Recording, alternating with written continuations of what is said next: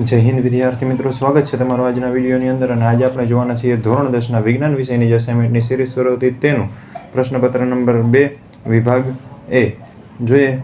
સૌપ્રથમ છે MCQ। તો પહેલો MCQ છે, પ્રોપેનોનમાં કયો ક્રિયાશીલ સમૂહ છે એ આવેલો હોય છે, બરાબર।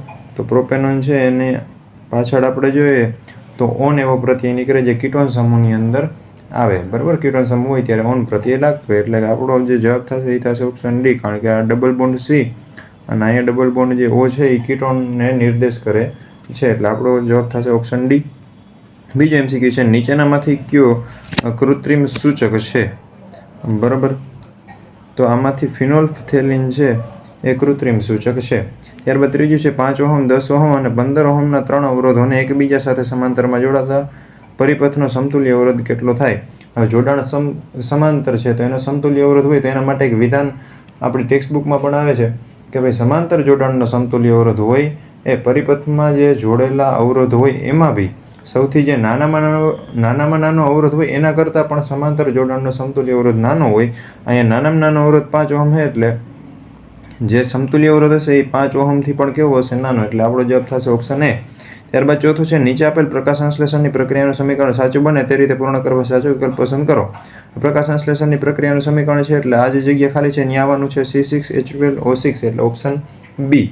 ત્યારબાદ પાંચમું છે, મહેશ પાસે કાગળ સળગાવવા માટે માચિસ નથી, નીચે આપેલ પૈકી શેનો ઉપયોગ કરીને દિવસે તે કાગળ સળગાવી શકે છે? જેની અંદર ઓપ્શનમાં જવાબ આવશે ડી, બહિર્ગોળ લેન્સ, બરાબર, જેને આપણે બિલોરિકા જેવું પણ કહેતા હોઈએ। ત્યારબાદ સામાન્ય દ્રષ્ટિ ધરાવતી પુખ્ત વ્યક્તિ માટે સ્પષ્ટ દ્રષ્ટિ અંતર કેટલું હોય છે? એ હોય છે ઓપ્શન સી, 25 સેન્ટીમીટર જેટલું। નેક્સ્ટ જોઈએ ખાલી જગ્યાઓ છે, બરાબર, જેની અંદર પહેલી ખાલી જગ્યા છે કે બજારમાં મળતા અથાણામાં સંરક્ષક તરીકે ખાલી જગ્યાનો ઉપયોગ થાય, એમાં વિનેગરનો ઉપયોગ થાય છે પણ વિનેગરની અંદર હોય છે એસિટિક એસિડ એટલે આપણો જે અહીંયા જવાબ છે એ એસિટિક એસિડ આવશે। ત્યારબાદ આઠમું છે, 1 કિલોવોટ અવર બરાબર ખાલી જગ્યા જૂલ, જે આવશે 3.6 × 10⁶ જૂલ।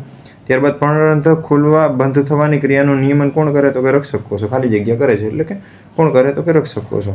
10મું, આનુવંશિકતાના અભ્યાસ માટેના વ્યવસ્થિત પ્રયોગો સૌપ્રથમ ખાલી જગ્યા વૈજ્ઞાનિકે કર્યા, એ આવે મેન્ડલ। ત્યારબાદ લેન્સના પાવરનો SI એકમ જે આવે છે ડાયોપ્ટર। ત્યારબાદ શિશુ અને કલાઈની મિશ્ર ધાતુ, કલાઈ કહેતા ટીન, એની મિશ્ર ધાતુ છે સોલ્ડર। નેક્સ્ટ જોઈએ, મિશ્ર ધાતુ સોલ્ડરનું ગલન બિંદુ ઊંચું હોય છે, જે વિધાન ખોટું છે। પુરુષમાં Y રંગસૂત્ર સામાન્ય આકારનું અને X રંગસૂત્ર નાનું હોય છે, એ વિધાન ખોટું છે, બરાબર। X રંગસૂત્ર સામાન્ય આકારનું હોય, Y એનાથી નાનું હોય। ત્યારબાદ લાલ રંગના પ્રકાશની તરંગ લંબાઈ ભૂરા રંગના પ્રકાશની તરંગ લંબાઈ કરતાં આશરે 1.8 ગણી હોય છે, એ સાચું વિધાન છે। તો જો દ્રાવણની pHનું મૂલ્ય 7 થી 14 સુધી વધે છે, દ્રાવણની pHનું મૂલ્ય 7 થી 14 સુધી વધે એટલે દ્રાવણ બેઝિક બને, તો તે સૂચવે છે કે દ્રાવણમાં H+ આયનની સાંદ્રતામાં ઘટાડો થાય, સાચી વાત છે, બરાબર। એટલે આપણું જે વિધાન છે એ સાચું છે, H+ આયનની સાંદ્રતા જેમ દ્રાવણ બેઝિક બને એમ ઘટતી જાય। નેક્સ્ટ જોઈએ પ્રશ્નો છે, બરાબર, કે પશ્ચિમ મગજનો કયો ભાગ છે એ શરીરની સમસ્થિતિ અને સંતુલન માટે જવાબદાર? જે છે અનુમસ્તિષ્ક। ત્યારબાદ લક્ષણોનું એક પેઢીમાંથી બીજી પેઢીમાં સાતત્યને શું કહેવાય? તો કે એને આનુવંશિકતા કહેવાય।